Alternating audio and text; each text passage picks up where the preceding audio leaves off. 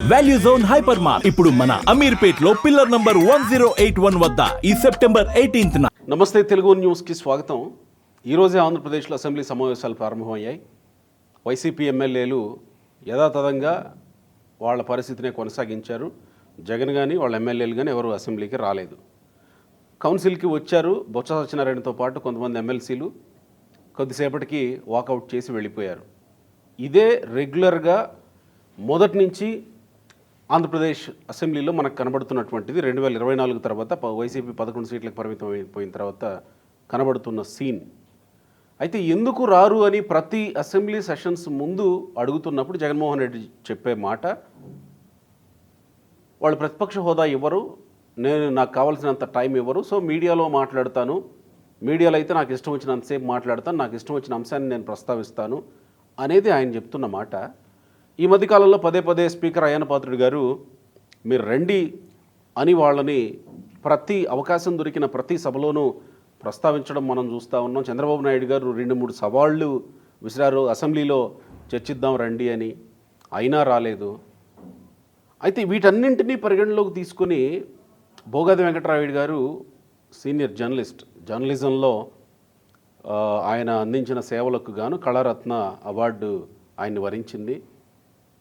వారు ఇవాళ ఒక వ్యాసంలో రాశారు, ప్రజలకు ద్రోహం చేస్తున్నారు వీళ్ళు అసెంబ్లీకి వెళ్ళకపోవడం వల్ల అనేది ఆయన అభిప్రాయం. ద్రోహం అని ఎట్లా అవుతుంది, మేము ఆల్రెడీ ప్రశ్నిస్తూనే ఉన్నాం కదా మీడియాలో అనేది Jaganmohan Reddy and his team చెప్తున్నది. మరి ద్రోహం ఎలా అవుతుంది ఒకసారి మాట్లాడదాం. వెంకటరాయుడు గారు ఉన్నారు. నమస్కారం వెంకటరాయుడు గారు. ద్రోహం ఎలా అవుతుంది, మేము మాట్లాడుతూనే ఉన్నాం, ప్రజల తరపున ప్రశ్నిస్తూనే ఉన్నాం, అసెంబ్లీకి వెళితే జరిగే పరిస్థితి ఇది, సో మేము వెళ్ళట్లేదు, ప్రతిపక్ష హోదా ఇస్తే మేము వెళతాం, ఇది ద్రోహం ఎలా అవుతుంది, మీకు ఎందుకు అట్లా అనిపించింది? నాకే కాదు, అయ్యన్న పాత్రుడు గారికి కూడా అలాగే అనిపించింది. లేకపోతే ఆయన డిప్యూటీగా ఉన్న రఘురామరాజు గారు కూడా, వీళ్ళు అసెంబ్లీకి ఎందుకు పోటీ చేశారు, బేసికల్గా వద్దాం, అసెంబ్లీకి పోటీ చేశారు, ఒక్కొక్కళ్ళకి 30 కోట్లు 40 కోట్లు అయి ఉంటాయిగా డబ్బు. అంత డబ్బు ఖర్చు పెట్టి ఎందుకు పోటీ చేశారు? అసెంబ్లీకి వద్దామనే కదా.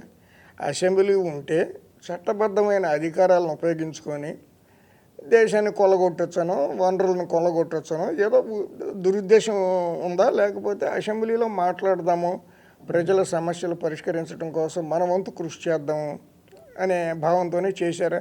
అసలు బేసిక్గా వాళ్ళు ఎందుకు పోటీ చేశారు అసెంబ్లీకి? లేదు, ఓట్లు వేసిన వాళ్ళు వాళ్ళకి ఎందుకు వేశారు? ఇది పాయింట్ ఇక్కడ. అసెంబ్లీకి వెళ్తారనేగా. అయితే 11 మంది ఎన్నికవటంతో బాగా సిగ్గుపడిపోయి ఉంటారు. చంద్రబాబు నాయుడిని, ఆయన భార్యని, అసలు ఎన్టీ రామారావు కూతుర్ని అట్లా అనొచ్చా అసెంబ్లీలో? వాళ్ళ స్థాయి ఏంటి? గత అసెంబ్లీలో ఎన్టీ రామారావు గారి కుమార్తెను అవమానపరిచిన వారి స్థాయి, మానసిక స్థాయి కానీ భౌతిక స్థాయి కానీ, సమాజంలో వాళ్ళ విలువ కానీ ఏంటి, అసలు ఉత్తి రిఫ్రాఫ్ గ్యాంగ్ వాళ్ళంతా. సో వాళ్ళు విచ్చలవిడిగా అసెంబ్లీని నడిపారు, ఎట్లా నడపకూడదో అట్లా నడిపారు. సో ఇప్పుడు ఏమైంది, తిరగబడింది, ఓడలు బండ్లైనవి, బండ్లు ఓడలైనవి. తిరిగి చూస్తే ఇప్పుడు 11 మంది కూడా లేరు. క్రికెట్ టీం కూడా ఎక్స్ట్రా ప్లేయర్లు ఇంకొక 2-3 ఉంటారు. 11 మంది ఆడుతున్నా కూడా వెనకాల బెంచ్ మీద ఒక 3-4 కూర్చొని ఉంటారు. ఈ 11 మందికి వెనకాల ఇంకెవరు ఉన్నట్టు నాకు కనపట్ల. సో సిగ్గుపడలాగా ఉంది. అయితే ఏంటంటే ప్రతిపక్ష నాయకుడు హోదా ఇస్తే వస్తాను అనేది కేవలం సాకు మాత్రమే అనేది నా అంచనా. అంటే ఏదో ఒక రీజన్ ఉండాలిగా, ఒక నిర్ణయం తీసుకోవటానికి ఒక అడ్డం ఏదో పెట్టుకోవాలిగా, తడికడ్డం. అందుచేత ఆలోచించి ఇది చెప్పుంటారు. ఒకటి, జగన్ గారు ఏమన్నారంటే 2019లో గెలిచినప్పుడు 18 ఉంటే 175 కదా మన జనం, 18 ఉంటే కానీ 10% ప్రతిపక్ష హోదా రాదు అని. అంటే 18 మంది, ఈయనకి 23 వచ్చారు. ఒక 3 కష్టపడి ఆయన లాగేశాడు జగన్ గారు. ఆయన అసెంబ్లీలోనే అన్నారో లేదా బయట అన్నారో ఇంకొక ముగ్గురిని కనుక లాగేస్తే అసెంబ్లీలోనే అన్నారు. అన్నాడు. నేను అసెంబ్లీలో అన్నట్టే గుర్తు. ఇంకొక ముగ్గురిని నలుగురిని కనుక నేను లాగేశానంటే నీకు ప్రతిపక్ష హోదా కూడా ఉండదు అన్నాడు. అంటే ఏంటి అర్థం? నీకు తెలుసునే కదా. తెలుసు. తెలిసి కూడా అది పట్టుబడుతున్నామంటే అదేదో జంబలకడ పంప సినిమాలో జయప్రకాష్ విలన్ ఇంత ఉంటాడు, తాడు చెట్టు అంత చిన్న నిక్కరేసుకుని రోడ్డు మీద కూర్చుని చాక్లెట్ అని ఏడుస్తూ ఉంటాడు. ఆ టైప్లో కనపడుతున్నాడు నాకు జగన్. ఇల్లాజికల్ డిమాండ్ అనమాట. ఆయనకి నిజంగా 18 వచ్చి ఉంటే అయ్యన్న పాత్రుడు కానీ చంద్రబాబు నాయుడు గారు కానీ ఆపగలిగి ఉండేవాళ్ళు ఆయనకి హోదా రాకుండా. ఎగ్జాక్ట్లీ. వీళ్ళకి నిజంగా ఆయనకు హోదా రావడం ఇష్టం లేదు అని అనుకుందాం.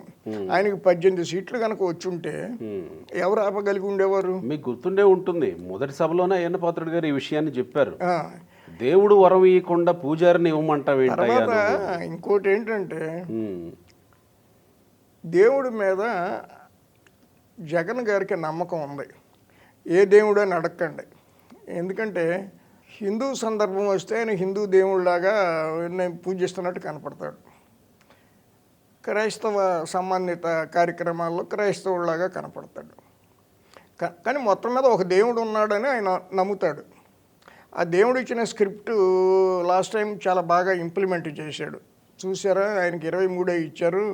నా దగ్గర నుంచి 23 మందిని లాక్కుంటే 3 ఎంపీని లాక్కుంటే 3 ఇచ్చాడు దేవుడు. స్క్రిప్ట్ ఎంత అద్భుతంగా రాశాడు అన్నాడు. మరి అప్పుడు రాసిన దేవుడు ఇప్పుడు రాయడు ఆ స్క్రిప్ట్, ఇప్పుడు రాశాడు. మీకు 11 ఇచ్చాడు. తప్పేమీ లేదు. అదే తప్పేమీ లేదంటే ఇన్ ది సెన్స్ దేవుడు 23 ఆయనకి ఇస్తే అప్పుడు 11 నీకు ఇచ్చాడు. యూ హ్యావ్ టు ఫాలో కదా. 11తోనూ నువ్వు అసెంబ్లీకి రావాలిగా. ఆయన 23తోనూ అసెంబ్లీకి వచ్చాడుగా. చంద్రబాబు నాయుడు గారు అసెంబ్లీ అంటే ఇంకా అన్ని కార్యక్రమాలు వాయిదా వేసుకుంటాడు. ఇవాళ క్యాబినెట్ మీటింగ్ జరగాలి, కానీ ఈ అసెంబ్లీ కార్యక్రమాలు ఉండటం వల్ల ఆయన క్యాబినెట్ మీటింగ్ని రేపటికి వాయిదా వేసుకున్నాడు. అట్లా నువ్వు రాకుండా ఊళ్ళో వాళ్ళని పేర్లు పెట్టడం, చేతిలో ప్లేడర్లు ఉన్నారు కదా, 10-15 మంది ఏదో ఉండుంటారుగా వాళ్ళకి, మొత్తం ఆ అక్రమాలనే సక్రమాలు చేసే కార్యక్రమాలు చేపట్టడానికి వాళ్ళతో కేసులు వేయించటం. వాళ్ళు గనక పద్ధతిగా అసెంబ్లీకి రాకపోతే, అసలు అసెంబ్లీకి రాలేదు ఒప్పుకుందాం పోనీ, సంతకాలు ఎందుకు పెట్టు రిజిస్టర్లో? అసలు అసెంబ్లీకి వచ్చినట్టు జీతభత్యాలు ఎందుకు తీసుకోవటం? గన్మెన్లు ఎందుకు మీకు? అసలు మీకు శాసనసభ్యులుగా మీకు ఉండటం మీకు ఇష్టం లేదు, ఒప్పుకుందాం. సభలో పాల్గొనటం మీకు ఇష్టం లేదు, ఒప్పుకుందాం. శాసనసభ్యులుగా ప్రమాణ స్వీకారం ఎందుకు చేశారు అంటే మీరు భారత రాజ్యాంగాన్ని అంగీకరించట్లా, చట్టాలని గౌరవించట్లా. శాసనసభ అంటే మీకు లెక్కలేదు. ఇటువంటి ప్రతిపక్షాన్ని పెట్టుకుని మనం వ్యవహారం చేయాల్సి వస్తుంది. ఇది cruelty towards everybody, not only the voters who voted for them. Okay, వాళ్ళ సమస్యలు ఉంటాయా? వాళ్ళకి ఏవో సమస్యలు ఉంటాయి. మీకు మోరల్ రెస్పాన్సిబిలిటీ ఉందా? ఈ పనులు చేయట్లేదు ప్రభుత్వం అని చెప్పాల్సిన బాధ్యత ఉందా ప్రభుత్వానికి? సభకు రండి, ప్రభుత్వం చేసే తప్పులు ఇన్ని ఉన్నాయి, నన్ను అడిగితే ఒక లిస్ట్ ఇస్తా. ఇప్పుడు అడగమని కాదు చెప్తున్నా. అసలు several mistakes are being committed by this government.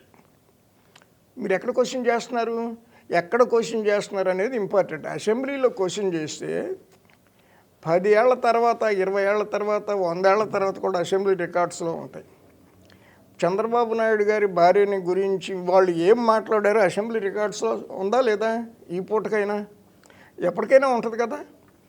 ఒక 50 సంవత్సరాల తర్వాత ఏదన్నా రెఫరెన్స్ వస్తే వైసీపీ వాళ్ళు చంద్రబాబు గారి భార్య గురించి ఏం మాట్లాడాలో అసెంబ్లీ రికార్డులో తీసేయటానికి వీలవుతుంది కదా మనకి.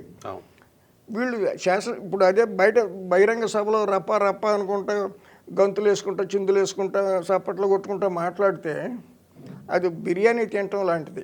మధ్యాహ్నం బిర్యానీ బ్రహ్మాండంగా ఉంటుంది, సాయంకాలానికి దాని ఆనవాలు ఉండదు. అసెంబ్లీ రికార్డు అట్లా కాదు కదా. You have to come to assembly and criticise the government. అది లేదు, ఆ దమ్ము లేదు. ఆ మొహమాటానికి పోయి వాళ్ళకి సిగ్గుపడిపోయి రాజుల్లాగా బతికాము, ఇదే పూలు అమ్మిన చోట కట్టెలు ఎట్టా అమ్ముకుంటాం అని వాళ్ళు అవాయిడ్ చేస్తున్నారు. చేసి దానికి నీతి వాక్యాలు కవరింగ్ ఇస్తున్నారు. అందువల్ల దీని మీద యాక్షన్ తీసుకోవాల్సింది. ఈ యాక్షన్ అనే విషయంలోనే ఎవరికి అధికారం ఉంది, ఎటువంటి యాక్షన్ అది? స్పీకర్ గారు, ఈయన మామూలు స్పీకర్ కాదు, అయ్యన్న పాత్రుడు గారు. అయ్యన్న పాత్రుడు గారు కనుక ఫుల్ స్పీడ్లో నోరు తెరిచారు అంటే అసలు ఎవరు ఎదురు ఆగలేరు. ఆయన నోటికి పని చెప్పటం ఆపేసి చేతికి పని చెప్పాలి ఇప్పుడు అనేది నా భావన. ఇవ్వండి, ఆ వైసీపీ నాయకులు ఎవరో 11 మంది ఎమ్మెల్యేలకి, నేను ఇవాళ రాసిన ఆర్టికల్లో 11 మంది పేర్లు కూడా రాశాను. అవును. ఆ 11 మందికి నోటీసులు ఇవ్వండి. ఏరా అబ్బాయిలు, మీరు ఎందుకు అసెంబ్లీకి రావటం లేదు, దొంగతనంగా ఎందుకు రిజిస్టర్లో సంతకం పెట్టి వెళ్తున్నారు, మీరు ఇప్పుడు వరకు ఎన్ని సమావేశాలని ఎగ్గొట్టారు, మీ మీద ఎందుకు చట్టపరమైన చర్యలు రాజ్యాంగపరంగా తనకు సంక్రమించిన అధికారాలు ఉపయోగించి ఎందుకు మీ మీద చర్య తీసుకోకూడదు అని ఒక నోటీస్ తగిలిస్తే 11 మందికి. Speaker is all powerful. అంటే అసెంబ్లీకి రాకపోతే చర్యలు తీసుకోవడానికి అవకాశం ఉంది. రిజిస్టర్లో సంతకం పెడితే అసెంబ్లీకి వచ్చినట్టే కదా. కరెక్టే, కానీ నువ్వు దొంగ సంతకం పెట్టావని ఈయనే అన్నాడు కదా, అది అసెంబ్లీలోనే అన్నాడు. అంటే స్పీకర్ గారి ఒపీనియన్ అసెంబ్లీ రికార్డ్స్లోకి వెళ్ళిపోయింది, దొంగ సంతకం పెట్టారని. మీరు దొంగ సంతకం పెట్టారా పెట్టలేదా అని మీరు ఎందుకు పెట్టాల్సి వచ్చింది? ఇప్పుడు సభలో ఎవరన్నా పాల్గొంటే కెమెరాలు సాక్ష్యంగా ఉంటుంది, మీరు సభకు రావడం లేదు, ఆ సీట్లు ఖాళీ చేసి నేను వేరే వాళ్ళకి ఇస్తాను అని కూడా ఈయన అన్నాడు. అదే వాళ్ళని అడిగి అది మీడియాలోకి వచ్చింది అనుకోండి, స్పీకర్ గారు ఇట్లా నోటీస్ ఇచ్చారని ప్రజలకి తెలుస్తుంది కదా, శాసనసభ స్పీకర్ కొంచెం యాక్షన్ తీసుకుంటున్నాడు అని. వాళ్ళు ఏం రిప్లై ఇస్తారో ఇవ్వమనండి. అంటే స్పీకర్ చర్యలు తీసేసుకోవచ్చు కదా, ఇంకా ఆయనే అంటున్నాడు కదా దొంగ సంతకాలు పెట్టిపోయారు. స్పీకర్ తీసుకునే నిర్ణయాన్ని కోర్టులు సవాలు చేయలేవు. ఓకే. నోటీసులు ఇవ్వటమో లేకపోతే అసెంబ్లీ సెక్రటరీకి నోటీస్ ఇవ్వటమో ఏదో చేస్తారు. Speaker cannot be made responsible in any court of law. కానీ ఈయనే లోక్సభ స్పీకర్ని అభ్యర్థించడం మొన్న తిరుపతిలో జరిగిన కార్యక్రమం. అంటే ఏంటంటే యాక్చువల్గా ఈయన తీసుకోవచ్చు, కానీ తీసుకోవడంతో పాటు తీసుకున్నట్టు కూడా తెలియాల్సిన అవసరం ఉందని ఆయనకి చెప్పుంటాడు సరదాగా. అది ఒక మహాసభ, ladies convention something. So Lok Sabha speaker వచ్చాడు, ఆయనకి ఇచ్చే గౌరవం ఆయనకి ఇస్తూ తను ఏదో సబార్డినేట్ అయినట్టు ఆయనకి మీరు సలహా తీసుకోండి, దేశం అంతా మేము ఇంప్లిమెంట్ చేస్తాం అన్నట్టుగా గౌరవపూర్వకంగా చెప్పిన మాటను అభ్యర్థనే తప్ప he is not subordinate to anybody in India. Chief మినిస్టర్కు, ప్రధానమంత్రికు. ఒక రాష్ట్ర speaker all powerful as far as assembly proceedings are concerned. అసలు ఆయన్ని కోర్టులు నువ్వు ఈ విధంగా చేయబాక అని చెప్పలేవు. రేపొద్దున ఈయనే మీరు రావట్లేదు కాబట్టి వాళ్ళు రిప్లైస్ తీసుకొచ్చి మళ్ళీ సభలో పెడతాడు. ఇదిగో నేను ఇట్లా నోటీస్ ఇచ్చాను 11 మందికి, వాళ్ళు ఈ రిప్లైస్ ఇచ్చారు, దీని మీద మీ నిర్ణయం ఏంటని అడుగుతాడు. లా ఇట్లా ఉంది, చట్టం ఇట్లా ఉంది, శాసనసభ నిబంధన వాళ్ళు ఇట్లా ఉంది, వరుసనే 3 సమావేశాలకి అంటే 3 సెషన్స్కి హాజరు కాకపోయినా లేకపోతే 30 రోజుల వరుసనే రాకపోయినా మనం డిస్క్వాలిఫై చేయొచ్చని ఉంది. వాళ్ళు దీన్ని తప్పించుకోవటానికి బయటగా లాబీల్లో సంతకం పెట్టి రిజిస్టర్లో వెళ్ళిపోతున్నారు. What is that we can do about this case అని ఆయన సభను అడగొచ్చు. సభ నిర్ణయం ప్రకారం ఆయన ముందుకెళ్ళొచ్చు. But there must be some action from the speaker. అంటే సభ చెప్పే నిర్ణయాన్ని బట్టి చర్యలు తీసుకోవాలా, స్పీకర్ చర్యలు నేరుగా ఇంపోజ్ చేయొచ్చు? స్పీకరు అసలు ఏదైనా తీసుకోవచ్చు అండి. సభ ఆమోదం పొందటం పొందకపోవటం ఇమ్మెటీరియల్. ఓకే. డెమోక్రాటిక్గా కనపడటానికి సభలో ప్రవేశపెట్టడం, ఓకే, వాళ్ళు ఏదో చెప్పినట్టు వాళ్ళు నటించటం, విన్నట్టు ఈయన నటించటం, ఇవన్నీ పక్కన పెడితే స్పీకర్ ఈజ్ ఆల్ పవర్ఫుల్. ఆయన నిర్ణయం తీసుకుని జస్ట్ ఈ కెన్ ఇన్ఫార్మ్ ది హౌస్. మరి ఎందుకు స్పీకర్ బతిమాలుతున్నాడు ఎందుకు మరి? డెమోక్రాటిక్ ప్రాసెస్ కదా. ఓకే.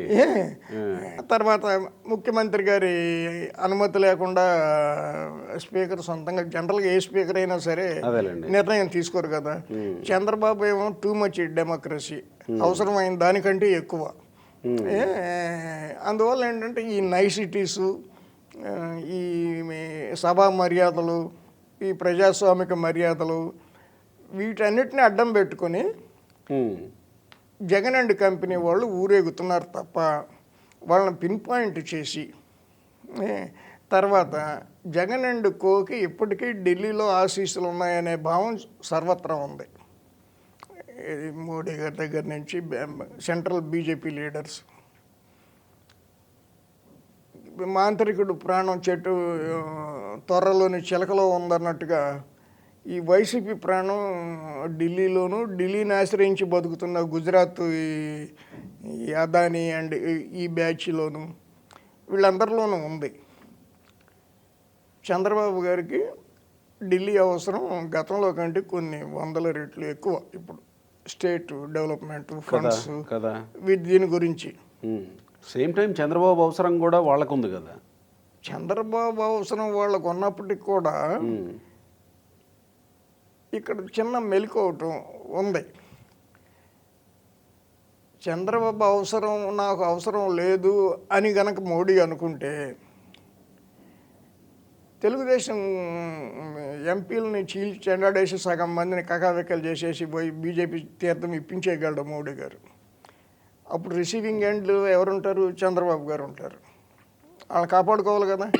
కాపాడుకోవటానికి ఆ విధంగా కాపాడుకునే కంటే అందరం కలిసి నిన్నే పొగుడుతాం, నిన్నే నెత్తివే పెట్టుకుని కీర్తిస్తామంటే ఆ శ్రమ ఉండదుగా మోడీకి. ఇవన్నీ కూడా ఇంటర్నల్, ఇవన్నీ పర్మిటేషన్స్ అండ్ కాంబినేషన్స్, చిక్కుముళ్ళు, ఎవరేంటి అనేది కాదు. సో వీటన్నిటి దృష్ట్యా కూడా జగన్ మీద చర్యలు తీసుకోవటానికి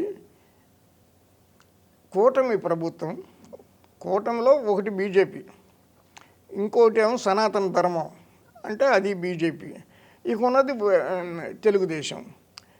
కొంచెం ఏదైనా మ్యాటర్స్ ప్రెసిపిటేట్ అయితే ఆ సనాతన ధర్మం, ఈ బీజేపీ ఒకటవుతాయి, ఈ తెలుగుదేశం ఒకటవుద్ది, కష్టం అయిపోద్ది. అందుకని చంద్రబాబు గారు అవసరాన్ని మించి వీళ్ళని మోస్తున్నారు. ఎవరిని? బీజేపీని కానీ, ఈ సనాతన ధర్మం పవన్ కళ్యాణ్ని కానీ, కేంద్రానికి కానీ అవసరానికి మించి మోస్తున్నారు. జనసేన అనకుండా సనాతన ధర్మం, ఇది జనసేన అనకుండా సనాతన ధర్మం అనేది సనాతన ధర్మం.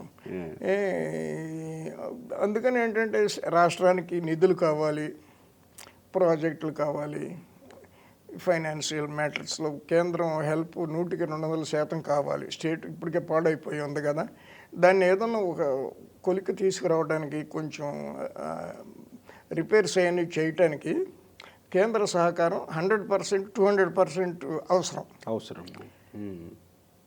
చంద్రబాబు గారు గతంలో ఎప్పుడు లేనంత సంయమనం, నిగ్రహం, అవగాహన పాటిస్తున్నారు. ఇప్పుడు 2 అడుగులు వెనక్కి తగ్గాల్సిన చోట 4 అడుగులు తగ్గుతున్నారు, కేవలం in the interest of the state. అందువల్ల ఏంటంటే ఏమో జగన్ మీద ఏ చర్య తీసుకుంటే వాళ్ళు కొంచెం అన్ఈజీగా ఫీల్ అవుతారు అనే భావం కూడా కూటమిలో ఉండి ఉండవచ్చు. అదే రిఫ్లెక్ట్ అవుద్ది కదా స్పీకర్ మీద. స్పీకర్ ఏకపక్షంగా, ఎప్పుడు జనరల్గా ఏకపక్షంగా నిర్ణయాలు తీసుకునే అంత అధికారం స్పీకర్కి ఉన్నప్పటికీ కూడా తీసుకోరు. రాజ్యసభలో ఏమైంది? ధన్కర్ వాళ్ళ అపోజిషన్ వాళ్ళు, కాంగ్రెస్ వాళ్ళు ఇచ్చిన నోటీసును ముందుగా తీసుకున్నాడు, తెల్లారేపాటికి తీసేశారు. But vice president or Rajya Sabha chairman is all powerful as far as house is concern. But రాజకీయాలు కూడా ఇంపార్టెంట్ కదా. సో ఆ విధంగా చూసుకున్నప్పుడు అయ్యన్న పాత్రుడు గారు చాలా సంయమనంతో, చాలా నిగ్రహంతో బిహేవ్ చేస్తున్నట్టే అనుకోవచ్చు. Once government and speaker decides to take these fellows to task, game is over. అందుచేత జగన్ అసెంబ్లీకి వెళ్ళకపోవటం మీద నేనేమనుకున్నాను, అడుసుమిల్లి శ్రీనివాసరావు ఏమనుకున్నాడు, ఇప్పసాని రాజేష్ ఏమనుకున్నాడు అనేది ఇంపార్టెంట్ కాదు, స్పీకర్ ఏమనుకుంటున్నాడు అనేది ఇంపార్టెంట్. ఆయన కనుక కత్తి తీసుకుంటే బై ఎలక్షన్స్ ఖాయంగా వస్తాయి. ఓకే, కానీ తీసుకోవాలంటే ఇన్ని అంశాలు ముడిపడి ఉన్నాయి దాంట్లో. అనేక అంశాలు ముడిపడినాయి, కాళ్ళకి, చేతులకి, తలకి. అవి ఆ శృంఖలాలన్నీ వదిలించుకొని వెళ్ళటమేమో అంత ఈజీ కాదు, రాజకీయమైన నిర్ణయం. తర్వాత మీరు రాసిన దాంట్లో ద్రోహం చేస్తున్నాడు జగన్ అని అన్నారు కదా, అది కంక్లూడ్ చేద్దాం. వాళ్ళకి ఎవరు రిప్రజెంటేటివ్స్ ఆ ప్రజలకి? అంటే మేము మీడియాలో చేస్తున్నాం కదా అని అంటున్నాడు జగన్.